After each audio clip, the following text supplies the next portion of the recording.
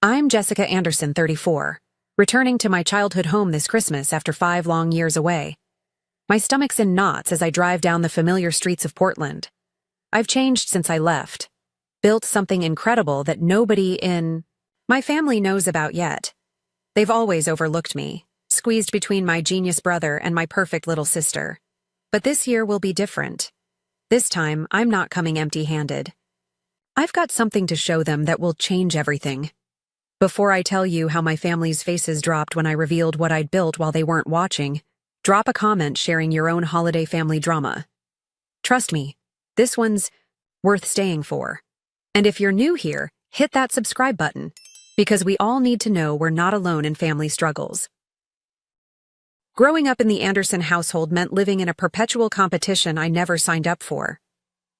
My parents, both successful professionals, Mom a hospital administrator and Dad a corporate attorney, believed achievement was the only currency worth having. They created a family ecosystem where validation came through accomplishments, nothing else. My older brother Michael was the golden child with his perfect grades and impressive athletic abilities. By 16, he'd already mapped out his path to medical school. Then there was my younger sister Lily, the baby of the family, whose artistic talents and social butterfly personality made her the family darling, and somewhere in the awkward middle was me, Jessica, the one whose report cards earned shrugs rather than celebration, whose interests seemed perpetually misaligned with family expectations. I discovered my passion for computer programming. In middle school, spending hours coding while other kids played sports or hung out at the mall. When I excitedly showed my father a simple game I'd created, he glanced at it for 3 seconds before asking if I'd finished my calculus homework. Computers are fine hobbies, Jessica, but they don't build real careers, he'd said. Despite this, being the late 2000s when tech was already booming, my mother wasn't much better. Wouldn't you rather join your sister's dance class? You spend too much time alone with machines, she'd suggest, completely missing that I found genuine joy in creating digital solutions. During family dinners, Michael's pre-med accomplishments and Lily's social calendar dominated conversation while my coding competition wins went unmentioned. The tipping point came during my senior year of high school. I'd been accepted to Stanford with a partial scholarship for computer science, an achievement I was immensely proud of. At dinner that night, my father spent 20 minutes discussing Michael's medical residency options before turning to me. Stanford's expensive. The state university has adequate computer classes and wouldn't put us in debt. The message was clear. My dreams weren't worth investing in. I went to Stanford anyway, taking out loans and working part-time jobs. Those 4 years gave me distance and perspective. I flourished among people who actually valued my talents and ideas. After graduation, when I announced I was moving to San Francisco instead of returning to Portland, my parents seemed almost relieved. Less disappointment to manage under their roof. Over the next 5 years, our contact became increasingly minimal. Monthly phone calls dwindled to holiday check-ins and occasional texts. I'd send birthday and Christmas gifts, receive brief thank you messages, and that was it. They knew I was doing something with computers, but never asked specifics. I stopped offering details after too many glazed eyes and subject changes. What my family didn't know was that during those 5 years of relative silence, I'd co-founded TechNexus, a startup specializing in healthcare data security systems. We'd started in my tiny apartment with 3 computers and a vision. 3 years in, we'd secured major hospital contracts nationwide. By year 5, we were valued at $75 million with acquisition offers rolling in weekly. My playing with computers had built an empire. I hadn't told my family about my success, partly because they never asked, but also because I wanted recognition for who I was, not what I'd achieved. But after 5 years away, my grandmother Ellen, the only family member who'd ever shown genuine interest in my passion, called personally to insist I come home for Christmas. "Life's too short for stubborn pride, Jessie," she said, using my childhood nickname. Come home this year, for me. How could I refuse her? So here I was, pulling into the driveway of my childhood home. Its familiar colonial architecture decorated with the same Christmas lights pattern my father had installed 20 years ago. The house hadn't changed, but I certainly had. I stepped out of my rental car wearing a simple but obviously expensive cashmere sweater and designer jeans, not to show off, but because these were now my normal clothes. My hair was styled professionally. I carried myself with the confidence of someone who regularly pitched to boardrooms, and the nervous girl who'd left Portland had been replaced by a woman who knew her worth. My mother opened the door before I could knock, her critical eyes immediately scanning me from head to toe. "Jessica, you're finally here. You look different. Have you lost weight? Or gained some?" "Something's changed." Her standard greeting, an observation that managed to be both a compliment and criticism simultaneously. My father appeared behind her, offering a stiff half-hug. "The prodigal daughter returns. How's the computer business treating you? Still afloat?" He chuckled as though he'd made a clever joke. Michael and his wife were already inside with their 2 children, and Lily arrived shortly after me with her new fiancé. Hugs were exchanged, surface-level pleasantries offered. My 6-year-old niece didn't recognize me at all, and my 4-year-old nephew hid behind his father's leg when I approached. "They're just shy," Michael explained, though we both knew the truth. I was essentially a stranger to them. Despite the awkwardness, I felt a flutter of hope. This was family, after all. Surely there was still a place for me here. Maybe this Christmas would be the beginning of a new chapter in our relationship, one where they finally saw me clearly. As I carried my suitcase upstairs, I clung to that hope, ignoring the little voice reminding me that optimism about my family had only led to disappointment before. The first hint that nothing had fundamentally changed came during lunch. We gathered around the kitchen table, the same oak piece that had witnessed countless family dynamics over the years, and I attempted to join the conversation naturally. "So, I've been working on some interesting projects lately. Our system actually helps hospitals protect patient data while— Pass the salt, would you, Jessica?" My mother interrupted, turning immediately to Lily. "Now tell everyone about your engagement party plans. We've been thinking about renting the country club pavilion. Jessica, you wouldn't believe how beautiful Lily looked at her bridal shower. I passed the salt." My unfinished sentence hanging in the air, replaced by 20 minutes of discussion about flower arrangements and bridesmaid dresses. When I tried again during a conversation lull, my father glanced at his watch mid-sentence. "Speaking of business," he pivoted, turning to my brother. "Michael, how's the new cardiology wing coming along? The hospital board must be impressed with your proposal." And just like that, I was 14 again, my voice evaporating from family discourse as though it had never existed. Later that afternoon, I noticed my mother setting the dinner table for the evening meal. 6 places, not 7. When I quietly pointed out the missing setting, she blinked in surprise. "Oh, I still set the table for our usual number. Force of habit, I suppose. It's been so long since you've been home, I forgot to count you." She laughed, as though this were an understandable oversight rather than a painfully symbolic exclusion. During dinner preparation, my mother served everyone their favorite dishes: Michael's preferred roast potatoes, Lily's special vegetable medley, even accommodations for my sister-in-law's gluten sensitivity. When the green bean casserole appeared, something I'd mentioned disliking since childhood due to a texture aversion, I politely declined. "Still picky about food, Jessica?" My mother sighed. "I forgot about your preferences. There's bread if you're still hungry." After dinner, my father suggested everyone relax in the living room while the women cleaned up, his traditional division of labor that had always irked me. In the kitchen, I attempted small talk with my mother and sister. "How's your tech job going anyway?" Lily asked, the first family member to actually inquire about my work. "A small victory. It's going really well, actually. We've expanded to—" "Jessica, you're rinsing those plates all wrong," my mother interrupted. "The food particles will clog the disposal. You always were a bit careless with housework. Thank goodness your career doesn't require domestic skills." Later that evening, I excused myself to unpack in my old bedroom, only to find the space transformed into a disorganized storage room. Boxes filled with Christmas decorations, old files, and miscellaneous household items occupied every surface. The twin bed remained but was piled with winter coats. My old posters and photographs had been removed, the walls now bare except for a faded rectangle where my college diploma once hung. "We needed the space," my mother explained when I inquired. "Since you're hardly ever here. Michael's room is kept ready for when they visit with the children, and Lily still stays over sometimes. There's still a bed for you. Just move those coats." Curious, I checked my siblings' former rooms. Michael's remained a shrine to his adolescence. Trophies displayed prominently, medical school pennant on the wall, photos preserved. Lily's room had been moderately updated, but maintained as a functional bedroom with her personal touches intact.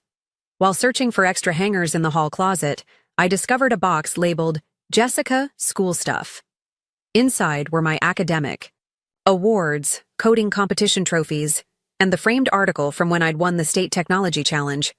All items that had once been displayed, but now were haphazardly packed away, some damaged from careless storage. That night, I called my friend Sophia, who'd become more family to me than my blood relatives. They haven't changed at all, Soph. It's like I'm still the invisible middle child, except now I'm an invisible adult. My brother talked about his medical practice for 45 minutes straight, and no one asked a single question about my life. Maybe you should just tell them about TechNexus, Sophia suggested. They might finally give you the recognition you deserve. I sighed, looking around the storage room that was once my personal space. That's not why I came. I don't want them to suddenly value me because I'm successful. I want them to value me because I'm their daughter. I understand, Sophia replied gently. But remember why you're there, for your grandmother, not for their approval. You don't need it anymore, Jess. You know your worth, even if they don't see it yet. After hanging up, I lay awake on my coat-covered bed, wondering if coming home had been a mistake. The familiar feeling of invisibility was creeping back, threatening to diminish the confident woman I'd become. Perhaps some family dynamics were simply too entrenched to change. Christmas Eve brought the extended family invasion, a tradition that had always amplified the Anderson household dynamics. My father's brother, Uncle Robert, arrived with his wife and 3 children. My mother's sister, Aunt Patricia, came with her husband and their college-age daughter. Grandmother Ellen was the last to arrive, her entrance immediately brightening my mood. "There's my Jessie!" she exclaimed, her 82-year-old arms opening for a genuine hug. "Let me look at you. Successful and beautiful. You're glowing." Dear. For the first time since arriving, I felt seen. Grandmother Ellen had always been different from the rest of the family, genuinely curious, never comparing, always supportive. She'd sent me encouraging cards throughout college, and was the only relative who remembered my birthday without Facebook reminders. The living room buzzed with conversation clusters as appetizers circulated. I attempted to join various groups, but each time the discussion shifted away from anything related to my life. When my cousin Ryan asked what I was doing these days, my brief explanation about technology security systems was met with glazed eyes. "So basically playing with computers all day," he concluded with a laugh. "Guess some of us never outgrow our hobbies, huh? Must be nice not having real adult responsibilities." Ryan, 3 years my junior and still working part-time at his father's insurance office while finding himself, apparently considered his situation the epitome of adult responsibility. Aunt Patricia cornered me by the fireplace, her infamous interrogation beginning predictably. "No ring yet, Jessica? You know, at 34, your options narrow considerably. Your biological clock isn't getting any younger." She glanced meaningfully at my flat abdomen. "Your cousin Megan is already pregnant with her second, and she's 4 years younger than you." Before I could respond, my mother joined the conversation. "Jessica's always been career-focused. Some women just aren't meant for family life." The way she said career, as though my profession were an eccentric phase rather than a calling, made my teeth clench. "I'm focused on building something meaningful," I replied evenly. "And I date. I just haven't met anyone I want to spend my life with yet." "Well, beggars can't be choosers at a certain point," Aunt Patricia responded with false sympathy. "Not everyone gets the luxury of waiting for perfection." Dinner preparations saved me from further commentary on my apparently tragic spinsterhood. In the kitchen, I found Grandmother Ellen struggling with her new smartphone, a gift from Michael that no one had bothered to help her set up. "These newfangled contraptions," she sighed. "Your brother said it's simple, but nothing happens when I tap the screen." I sat beside her, gently taking the phone. "The screen protector is still on, Grandma. Here, let me help you set everything up." For 20 minutes, I patiently configured her device, explaining each feature in terms she could understand, setting up shortcuts for her most used functions, and increasing the text size for easier reading. Her genuine appreciation warmed me.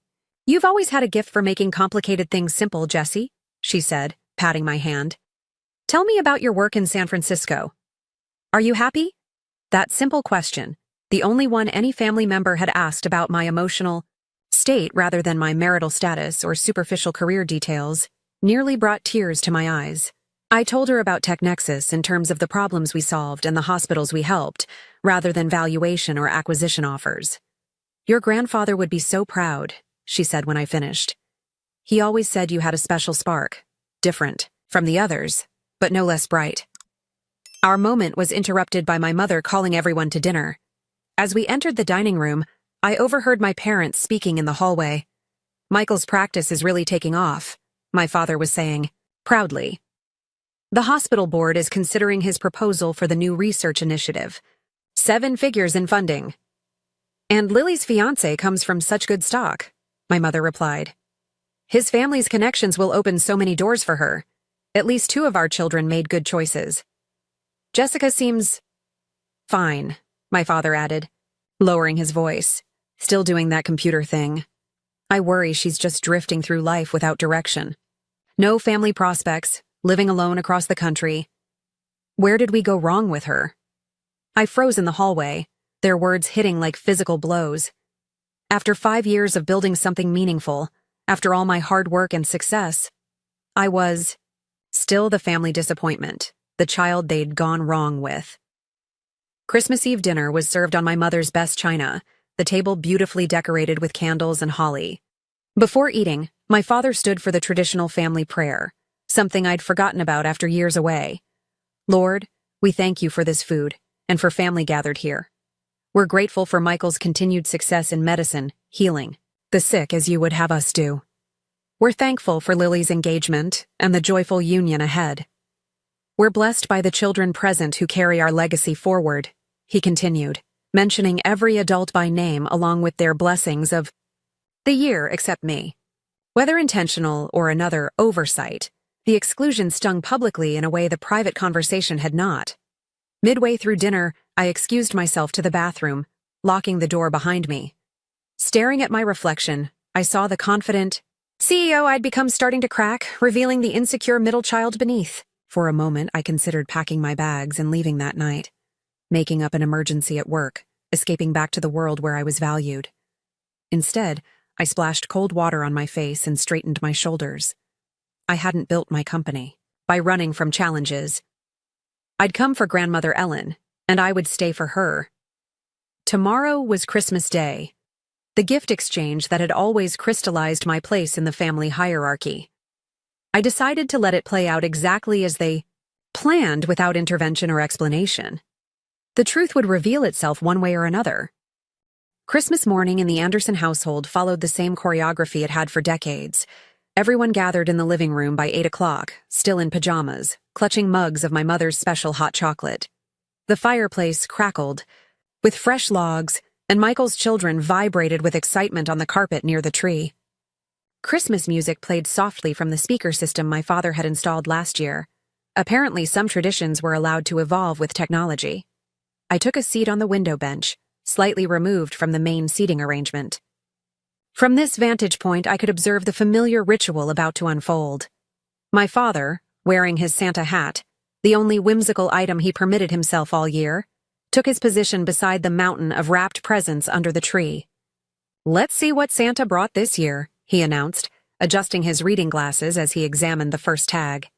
The gift distribution always followed the same order, youngest to oldest, with multiple rounds until all presents were distributed. Nephew went first, tearing into a large box containing a child-sized electric car he could actually drive. His sister received a lavish dollhouse complete with furniture and miniature family. Both children accumulated piles of toys, books, and clothes as the distribution continued. Next came my sister Lily, who received a designer handbag from our parents. "To match your engagement ring, darling." An expensive cashmere scarf from Michael and his wife, and various smaller gifts from extended family. Her fiancé, Tom, received top-shelf whiskey, tickets to a sporting event, and a leather briefcase, immediately accepted into the gift hierarchy despite this being his first Christmas with the family. Michael and his wife collected their bounty next. A weekend getaway at a luxury spa, matching high-end watches, kitchen appliances they'd requested, and smaller personal items. My brother received special golf clubs from our father. For those hospital networking events, son. My parents exchanged their gifts next, having clearly coordinated in advance. My mother unwrapped diamond earrings while my father received an expensive leather jacket he'd been eyeing. Round after round, the presents dwindled beneath the tree. I kept waiting for my name to be called, for some acknowledgement of my presence. The extended family members exchanged their gifts. Even grandmother Ellen received multiple packages, a new robe, slippers, framed family photos, and books. Finally, the area beneath the tree was empty except for discarded wrapping paper. Everyone sat admiring their gifts, comparing and exclaiming over each other's treasures. The realization settled over me slowly, then all at once. There was nothing for me. Not a single package, card, or token. In a room full of people who shared my blood, not one had thought to include me in the tradition at the heart of our gathering. The silence stretched uncomfortably as this fact became evident to others. My nephew, with a child's innocent confusion, looked around and asked, "Didn't Aunt Jessica get any presents?" The room froze. All eyes turned to me, expressions ranging from embarrassment to discomfort to, most painfully, lack of surprise. This wasn't an oversight. They simply hadn't expected to include me. "Is there anything for me?" I asked quietly, hating how small my voice sounded. My mother laughed awkwardly, waving her hand dismissively. "Oh, we forgot you weren't coming. Until last minute. After 5 years away, we weren't sure you'd make it. We'll get something later, of course." My father cleared his throat. "The stores will be open again tomorrow. We'll pick something up then." Aunt Patricia, perhaps feeling genuine pity, rummaged in her oversized purse. "I have a lovely scented candle I received at a White Elephant exchange. You're welcome to have it, Jessica." She held out a generic green candle, price tag still attached. "No, thank you," I said quietly but firmly. "That's very kind, but unnecessary." The awkwardness hung heavy for exactly 17 seconds, before my mother jumped up. "Who's ready for breakfast? I've made my special French toast casserole." Just like that, the moment passed. The family collectively decided to ignore what had happened, filing toward the dining room with their new treasures, conversation shifting to breakfast and afternoon plans. No apologies, no genuine concern, just the familiar pattern of overlooking Jessica.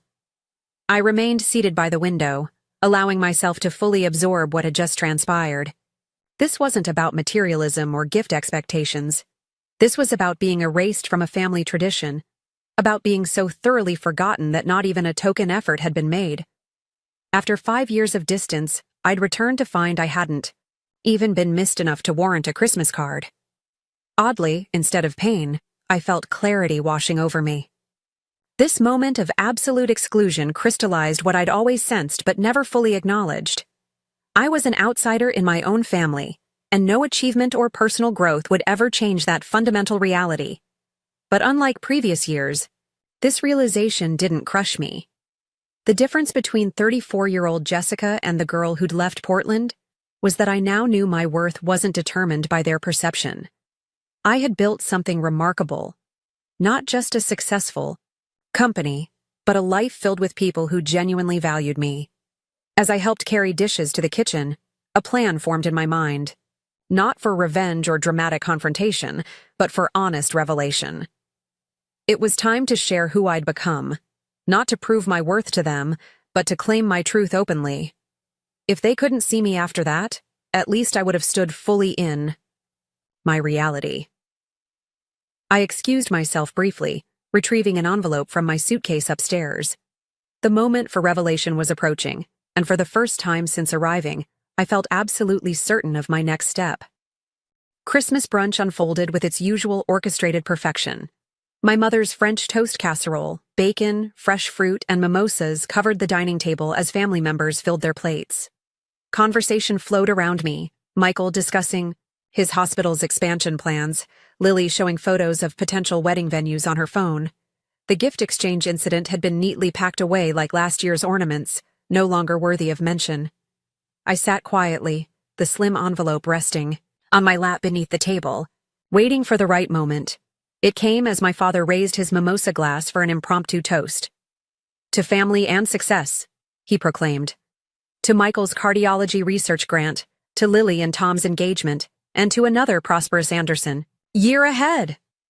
As glasses clinked and sips were taken, I gently cleared my throat. "Since we're acknowledging achievements," I said, my voice steady, "I have something I'd like to share too." A brief silence fell over the table, the kind that forms when someone unexpected speaks up during a performance. I placed the envelope on the table and slid out a glossy business magazine, turning it to face the family. My picture was on the cover under the headline, "Healthcare's Rising Tech Stars, How Jessica Anderson's Tech Nexus is Revolutionizing Patient Data Security." "I've been meaning to tell you about my work," I continued, maintaining an even tone despite my racing heart. Tech Nexus, the company I co-founded 4 years ago, was recently valued at $75 million. We protect hospital data systems from security breaches. 17 major healthcare networks currently use our platform, including, ironically, the one where Michael works. I placed the magazine in the center of the table, then removed the second item from my envelope, a document showing the recent acquisition offer from a major tech corporation. The number at the bottom featured 8 digits. "We're considering this acquisition offer, though I'm leaning toward maintaining independence and expanding internationally next year." The silence around the table had transformed from dismissive to stunned. My mother's mouth opened and closed without producing sound. My father stared at the magazine cover as though it might be an elaborate practical joke. Michael picked up the acquisition document, scrutinizing it with narrowed eyes. "$75 million? My father finally managed. That's not possible. Your little computer project?" "That's amazing, Jessica," Grandmother Ellen exclaimed, genuine pride lighting her face. "I always knew you were building something special." My mother's shock quickly recalibrated into revisionist history. "Well, we always encouraged your computer interests, didn't we? I remember telling everyone how gifted you were with technology." She reached across to squeeze my arm possessively. "My daughter, the CEO. "This is legitimate?" Michael asked, still examining the document. "You actually built a company worth this much? How did we not know about this?" "No one asked," I replied simply. When I tried to talk about my work, the conversation always changed direction. "You should have told us more forcefully," my father countered, already reconstructing the narrative. "How are we supposed to know if you kept it secret? This is life-changing information, Jessica." "Life-changing for me," I corrected gently. "My daily reality for the past 3 years." Lily, looking genuinely impressed, gestured toward the magazine. "Can I see that? That's really you on the cover?" As the magazine circulated, reactions crystallized along predictable lines. My father switched to business mode, asking about investment, opportunities, and growth projections. My mother began mentally rewriting family lore to include her unwavering support of my technological aspirations. My brother's competitive nature emerged as he compared his hospital's funding to my company's valuation. Extended family members who'd barely spoken to me all visit suddenly found me fascinating. I answered their questions calmly, neither inflating nor downplaying TechNexus's success. This wasn't about proving my superiority. It was simply about being seen accurately after years of invisibility. "There's something else," I added when the initial shock had settled. "In honor of Grandmother Ellen, TechNexus is making a $1 million donation to Portland Central Hospital's pediatric wing in the Anderson family name. The announcement goes public next week." Grandmother Ellen's eyes filled with tears. "The children's hospital where your grandfather volunteered?" "Oh, Jessica." I nodded, reaching for her hand. "You and Grandpa were always my true supporters. It seemed fitting." While this news sent another ripple of astonishment around the table, I retrieved a small stack of envelopes from my purse. "I do have gifts, actually." I was waiting for the right moment. I distributed an envelope to each family member. Inside each was a personalized gift certificate. For my father, a custom-designed smart home security system. For my mother, a complete digital archive service for her lifelong photo collection. For Michael, beta access to our new physician scheduling optimization platform.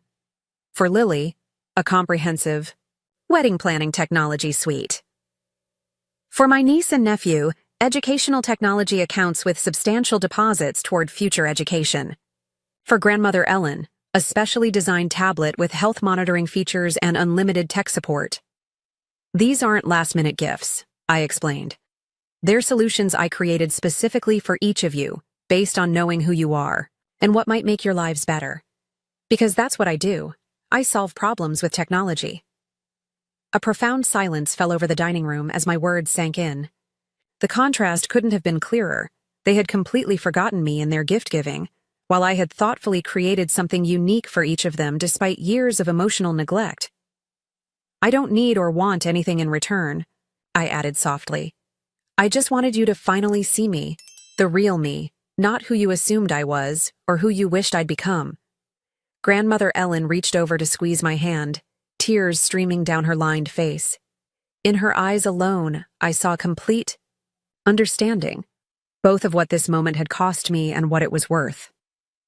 The hours following my revelation unfolded in a series of conversations that ranged from awkward to surreal. The family dynamic, previously set in concrete, had been fundamentally disrupted. Like tectonic plates shifting, everyone struggled to find new footing in this altered landscape. My father, predictably, pivoted to business mode fastest. Cornering me on the back porch where I'd escaped for a moment of quiet, he launched into questions about venture capital, expansion strategies, and, most transparently, investment opportunities. You should have come to me for startup advice, he said, conveniently forgetting his dismissal of my tech aspirations. With my legal background and business contacts, I could have opened doors for you. I found the doors I needed, I replied gently, and learned to open them myself. His expression flickered between pride and frustration, torn between parental satisfaction at my success and the uncomfortable realization that this success had occurred entirely without his input or knowledge. We should set up a family investment opportunity, he pressed on. I have some capital I could move around. Get in before that acquisition goes through. Our investor rounds closed last year, Dad. But thank you for the interest. My mother adopted a different strategy, historical revision. According to her newly constructed narrative, she'd always been my biggest champion. I always told your father you were special, she insisted as she unnecessarily rearranged Christmas cookies on a tray. Remember how I bought you that computer programming book when you were 12? I saw your potential even then. The book in question had actually been a birthday gift from grandmother Ellen. My mother had expressed disappointment that I wanted such a boring present instead of the makeup kit she'd suggested. More disturbing was her immediate shift in how she presented me to extended family. Jessica is our technology entrepreneur, she now announced proudly. She's being featured in business magazines. Show them the cover, Jessica. My brother's reaction was more complex. Initial disbelief gave way to subtle competitiveness. The medical field has different metrics for success than tech, followed by reluctant respect. By late afternoon, he'd cornered me by the fireplace. So you're really worth all that? He asked, lowering his voice. Like, personally? The company is valued at $75 million, I corrected. My stake is significant, but not the entirety. Still, he pressed, you must be, you're wearing a $1,200 sweater casually on Christmas. That tells me something. I smiled. Yes, I'm financially comfortable, Michael. He nodded slowly, processing this information against decades of family mythology. I always thought you were just drifting. That's what Mom and Dad always said, that you needed to find direction. I found it. They just weren't looking where I was going.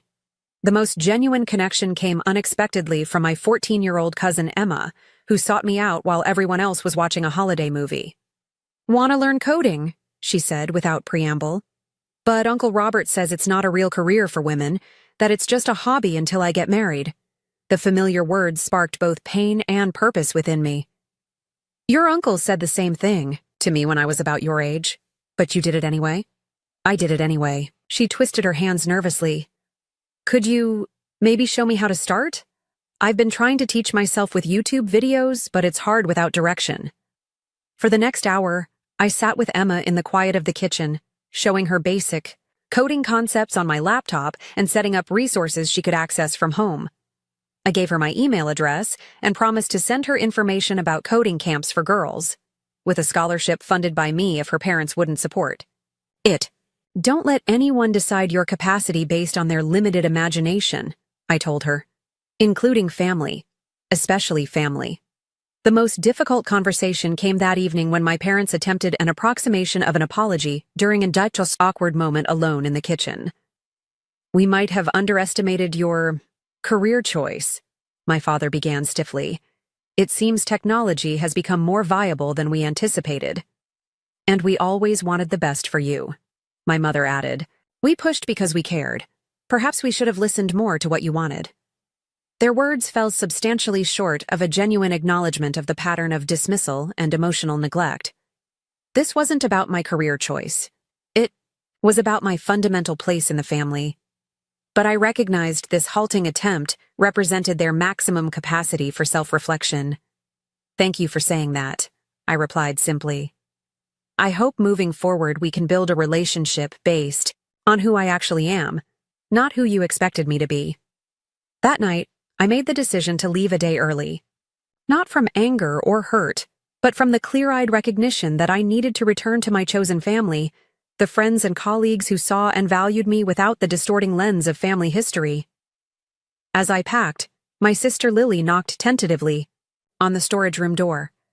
Of all the family reactions, hers had been the most subdued, watching, listening, processing. Were we really that terrible to you? She asked, sitting on the edge of the bed. The question's directness surprised me. Not terrible, I answered carefully. Just absent. Like I was living in a house where all the mirrors were covered. Invisible even to myself sometimes. She nodded slowly. I never realized. You were just Jessica. My quiet, computer-obsessed, big sister. Mom and Dad talked about you differently than they talked about Michael and me. But I thought that was just because you were different. Different shouldn't mean less valuable. No, she agreed quietly. It shouldn't. She hesitated before adding, I'm sorry I didn't see it, or if I contributed to it. Of all the conversations that day, Lily's simple acknowledgement came closest to healing something within me. Not because she had been the primary source of pain, but because her recognition was untainted by financial interest or revision attempts. She simply saw the truth and named it. Thank you for saying that, I said. And then, offering a bridge, I'd like to know you better, Lily. The adult you, not just my little sister. Maybe we could talk more regularly? Video calls or something? I'd like that, she replied with a genuine smile. I have a feeling I have a lot to learn from my big sister. As I fell asleep that night, I realized the day's revelation had served its purpose, not to humble my family or elevate myself, but to finally be seen clearly. The aftermath wasn't perfect reconciliation, but it was the beginning of something more honest. For some family members, that meant a chance at genuine connection. For others, it simply meant I could stop expecting what they were incapable of giving. Either way, I would sleep soundly, knowing I had finally stepped fully into my truth. Morning light filtered through the dusty blinds of the storage room as I finished packing my suitcase. I'd announced my early departure at breakfast, citing work responsibilities, a half-truth that no one challenged. Perhaps they sensed my need for space after yesterday's revelations, or perhaps they were still processing their recalibrated understanding of who I was. Standing in this room that had once been my sanctuary, I felt a strange peace. The space no longer held power over me. Neither the childhood memories nor the adult rejection its conversion represented. It was simply a room in a house where I had once lived, no more definitive of my identity than any other temporary dwelling. I ran my fingers along the desk where I'd written my first lines of code, smiling at the memory of my 12-year-old determination. That girl had known something fundamental that I'd temporarily forgotten during years of seeking family validation. My worth wasn't dependent on their recognition of it. Grandmother Ellen knocked softly before entering, her eyes taking in my packed bags. Leaving us so soon, Jessie? She asked, though her tone suggested understanding rather than accusation. I think it's time. Yesterday was a lot for everyone. She nodded, settling carefully on the edge of the bed. You know, your grandfather always said family is like a mirror reflecting back what we believe about ourselves. Sometimes the reflection is distorted, and we have to find clearer mirrors. You've always been my clearest mirror, Grandma, I said, sitting beside her. Because I've always seen you, really seen you. She patted my hand. What you revealed yesterday took courage. Not the success, though I'm immensely proud of that. But the willingness to stand in your truth without diminishing yourself to make others comfortable. That's the real achievement. We sat in comfortable silence before she continued. They may never fully understand or appreciate you the way you deserve. Some mirrors stay clouded no matter how much you polish them. I know, I acknowledged. I'm not expecting perfect understanding anymore, just basic respect. Good, she said firmly. Expecting what people cannot give only prolongs the hurt. We made plans for her to visit San Francisco in the spring, a trip I would arrange completely, including a private flight to minimize her travel stress. As she hugged me goodbye, she whispered, "Your grandfather would be so proud of the woman you've become, not because of your success, but because of your integrity." Downstairs, my parents awaited with awkward formality. On the entry table sat a hastily wrapped package, clearly purchased yesterday after the gift exchange revelation. "We got this for you," my mother said too brightly. "We can't have you leaving without a Christmas gift." The wrapped box contained an expensive designer scarf, beautiful but impersonal, selected for its price tag rather than any connection to my personality or interests. Still, I thanked them sincerely, recognizing the gesture's importance even if its execution remained telling. "I hope we can talk more regularly," my father said stiffly during our goodbye. "Perhaps you could keep us updated on your company's progress." "I'd prefer to talk about more than just work," I replied gently. "I'd like to know what's happening in your lives too. The everyday things, not just the achievements." They looked momentarily confused by this concept, connection based on being rather than doing, but nodded agreement nonetheless. The drive to the airport felt like crossing a boundary between worlds. With each mile, the weight of unmet expectations and familiar disappointments lightened. By the time I boarded my flight to San Francisco, I was breathing more easily than I had in days. Sophia waited at arrival, her familiar face and warm hug embodying the chosen family I'd built for myself. "Welcome home, boss lady," she teased, helping with my bags. "How was Operation Family Revelation?" "Complicated," I answered as we walked to her car. "But necessary." In the months that followed, small changes emerged in my family communications. My parents' calls became slightly more frequent, if still somewhat awkward. My father still predominantly asked about business, but occasionally inquired about my weekend plans or my new condo. My mother still compared me to cousins and family friends, but with a new undertone of pride rather than disappointment. Lily and I established a monthly video call tradition, gradually building a sister relationship based on who we were as adults, rather than who we'd been as children. Michael remained more distant, our interactions cordial but limited. Perhaps some relationships could only evolve so far. Most meaningful was my strengthened connection with Grandmother Ellen. Our weekly calls became a source of genuine wisdom and perspective as she shared family history I'd never heard, patterns of favoritism and emotional withholding that had shaped my father's childhood and subsequently trickled down to mine. "Understanding doesn't excuse, but it can help you heal," she observed during one such conversation. Breaking patterns requires seeing them clearly first. Taking her wisdom to heart, I began working with a therapist specializing in family dynamics. The work wasn't about assigning blame, but about untangling the complex emotional web that had shaped my self-perception for decades. Gradually, I learned to identify the internalized family voices that still sometimes whispered I wasn't enough, and to consciously replace them with truth. The most profound lesson emerged 6 months after that revealing Christmas. True family isn't always defined by blood. My chosen family, friends, colleagues, mentors who genuinely saw and valued me, provided the consistent reflection and unconditional acceptance I'd sought from Portland all those years.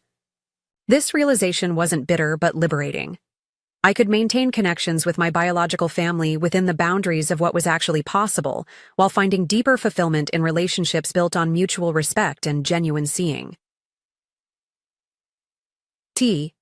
Empire I'd revealed at Christmas wasn't ultimately Technexus or its financial success.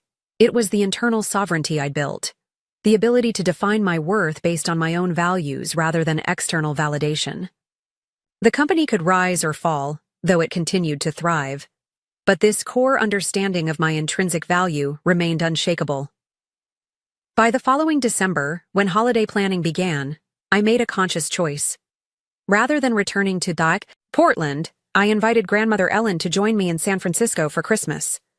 To my surprise, Lily asked if she could come too, bringing her new husband. We created different traditions, ones built around connection rather than comparison, appreciation rather than accomplishment. My relationship with my parents remained a work in progress, improving in some ways, static in others. I accepted the limitations while remaining open to growth, understanding that full healing sometimes means acknowledging what isn't possible alongside what is. The greatest gift I gave myself wasn't financial success or family recognition. It was the freedom to live authentically, without diminishing my light, to make others more comfortable with their shadows. This path wasn't always easy, but it was immeasurably more fulfilling than contorting myself to fit expectations that were never designed to accommodate who I truly was. So if you're sitting there feeling overlooked or unseen by those who should value you most, know this: your worth isn't determined by their capacity to recognize it. The most powerful empire you can build isn't made of external achievements, but of internal sovereignty. The unshakable knowledge of who you are and what you bring to this world, regardless of who notices. Have you experienced being overlooked by family during holidays? I'd love to hear your stories in the comments below. How did you handle it, and what did you learn? Sometimes the most healing thing is knowing we're not alone in these experiences. If this story resonated with you, please like, subscribe, and share it with someone who might need to hear that their value isn't determined by family recognition. Thank you for witnessing my journey, and remember, the most important person who needs to see your worth is you.